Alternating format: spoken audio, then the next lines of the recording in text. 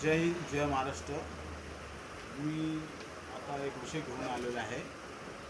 पलीकडे गेलो होतो मी राशन ऑफिसला, तर मला असं कळालेलं आहे राशन ऑफिस हा मुरबाडला चाललेला आहे.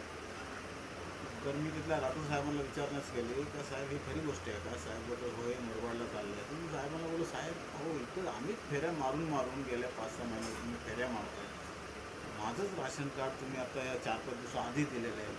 असे काही किती लोक आहेत बोलो फेऱ्या मारत असतील इकडे, किंवा काही गोष्टी असतात मुलांचे राशन कार्डमधून नाव टाकायचं असतो, मिसेसचं नाव टाकायचं असतो.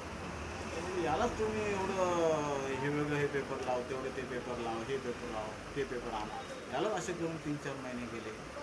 आणि त्याच्यामध्ये मी एवढी आता मीच आता हा माझा राशन कार्ड आहे, मी राशन कार्ड मला 2-3 दिवस झाले मिळालेलं आहे.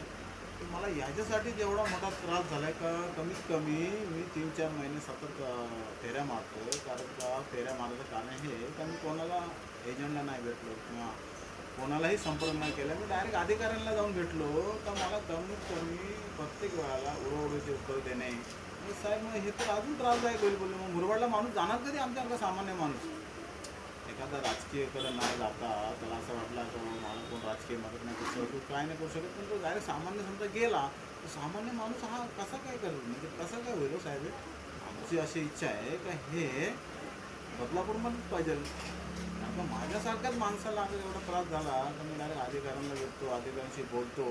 अक्षरशः माझ्या राशन कार्डला भांडायला लागलं मला राशन ऑफिसमध्ये.